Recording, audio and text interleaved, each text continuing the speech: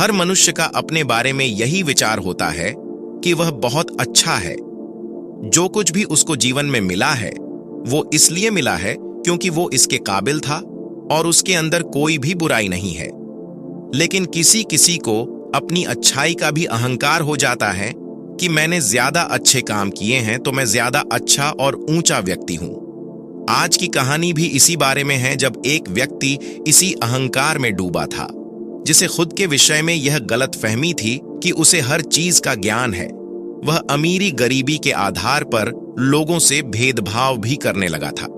जानते हैं कैसे? उसे स्वयं के अज्ञान से गौतम बुद्ध ने मुक्त कराया। बात बहुत पुराने समय की है। किसी गांव में एक भीमदेव नाम का एक व्यक्ति था। उसके पास धन की कोई कमी नहीं थी।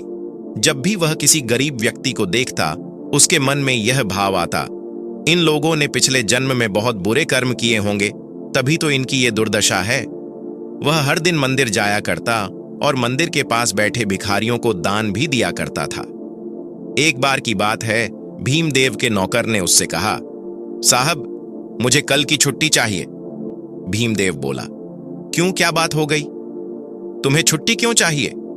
नौकर बोला, मुझे गौतम बुद्ध के पास जाना है। उनके पास जाकर मुझे शांति मिलती है। भीमदेव बोला, तुम भी उन्हें सुनने जाते हो? तुम्हें तो उनकी ज्ञान भरी बातें समझ नहीं आती होंगी। नौकर बोला, नहीं, मुझे सब समझ आता है। उन्हें समझना उन लोगों के लिए जटिल है जो अपना अहंकार लेकर जाते हैं। जो उनके सामने झुक कर जाते हैं, उन्हें बड़ी आसानी से उनकी बात समझ में आ जाती है।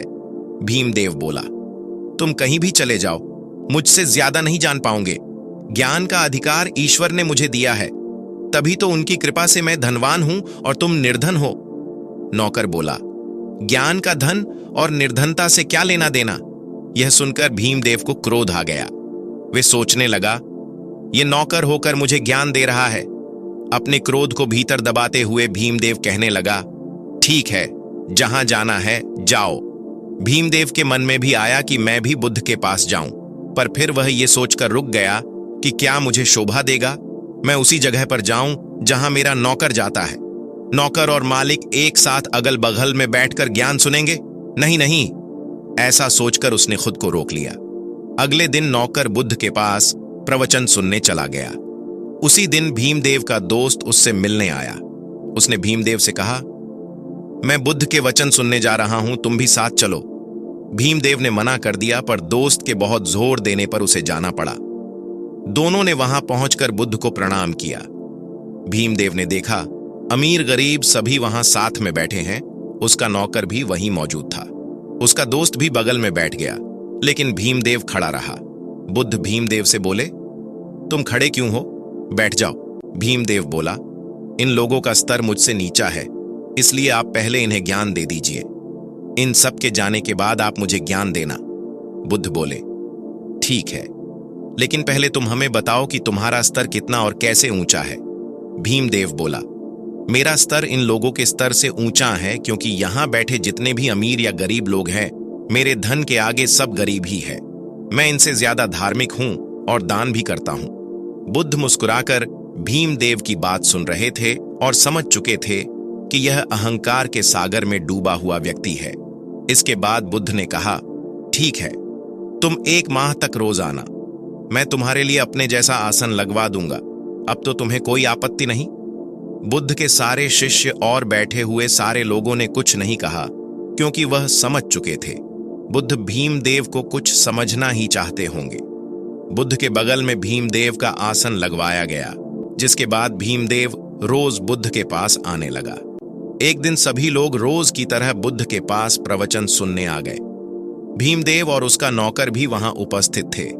उस दिन बुद्ध ने सभी लोगों को कहीं चलने को कहा। बुद्ध के साथ साथ सभी लोग पैदल पैदल चलने लगे। चलते चलते दोपहर हो गई और वे सब थक गए। रास्ते में दूर दूर तक कोई भी इंसान, घर, तालाब कुछ भी नहीं दिखाई दे रहा था। सभी लोगों को बहुत प्यास लग रही थी और यह परेशानी सबके चेहरे से साफ पता चल रही थी। सभी लोगों ने बुद्ध की तरफ देखा। महात्मा बुद्ध मुस्कुराते हुए आगे बढ़ते जा रहे थे और उनको देखकर लग नहीं रहा था कि वे बाकी सब लोगों की तरह थक गए हैं। बहुत दूर चलने के बाद उन सबको एक पेड़ दिखाई दिया। पेडियच के पास में एक कुआं था जहां एक आदमी पानी भर रहा था। बुद्ध कुएं की ओर चल पड़े। बाकी सब भी बुद्ध के पीछे पीछे चलते गए। बुद्ध कुएं के पास जाकर उस आदमी से बोले, सुनो भाई, मेरे शिष्यों को प्यास लगी है, क्या आप मेरे शिष्यों की प्यास बुझा सकते हैं? उस आदमी ने बुद्ध से कहा, जी जरूर। इसके बाद वो आदमी बाल्टी के द्वारा कुएं से पानी निकालने लगा और सभी लोग एक एक करके झुककर पानी पीने लगे। इसके बाद उस आदमी ने बुद्ध से कहा, श्रीमान, आप भी पानी पी लीजिए। बुद्ध ने उस आदमी से कहा, आपका बहुत बहुत धन्यवाद, किंतु मेरी प्यास बुझ चुकी है। इसके बाद बुद्ध उस दिशा में चलने लगे जिस दिशा से वे सब लोग आ रहे थे। ये देखकर बाकी सब लोग हैरान हो गए। उनके मन में तरह तरह के सवाल उठने लगे कि हम लोग किस लिए आए थे और अब हम वापस कहां जा रहे हैं। कुछ के मन में सवाल उठा कि क्या हम वापस वहीं जा रहे हैं जहां से हम आए थे। बुद्ध आगे आगे चलते जा रहे थे और सभी लोग बिना कोई सवाल किए पीछे पीछे चल रहे थे।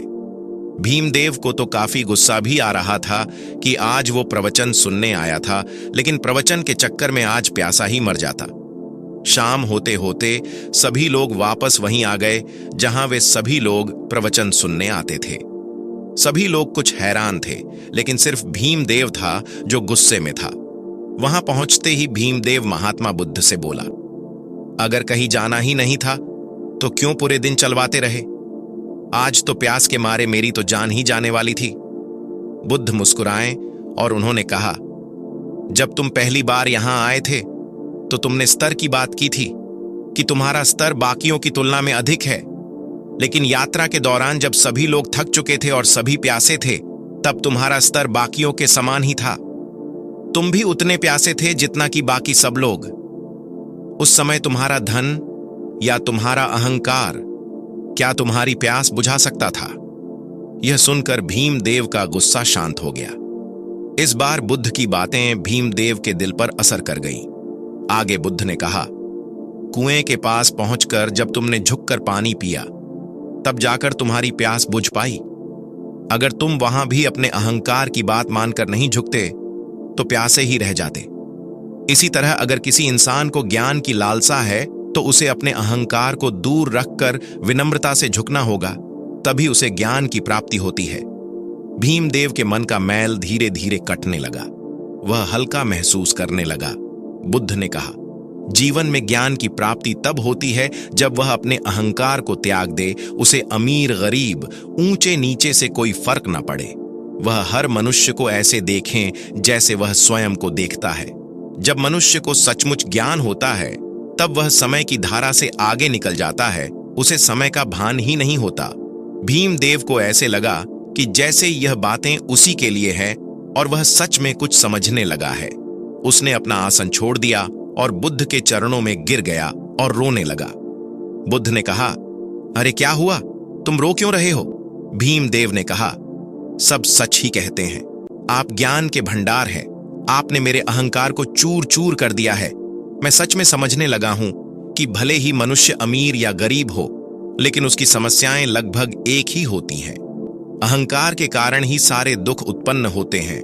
इससे संबंधित सारे गुण रहस्य आप मुझे बता चुके हैं। मैं इस आसन पर बैठने योग्य नहीं हूं। मुझे अपनी शरण में ले लो। बुद्धम शरणम गच्छामि।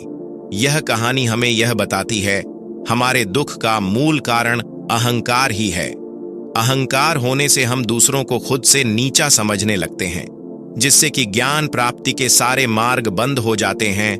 इसलिए हमें खुद को किसी भी प्रकार के अहंकार से दूर रखना चाहिए ताकि हम भी बुद्ध की शरण में जा सके। उम्मीद करते हैं आपको हमारी गौतम बुद्ध की प्रेरणादायक कहानी अच्छाई का अहंकार पसंद आई होगी। तो वीडियो को लाइक करके चैनल को सब्सक्राइब जरूर कर देना।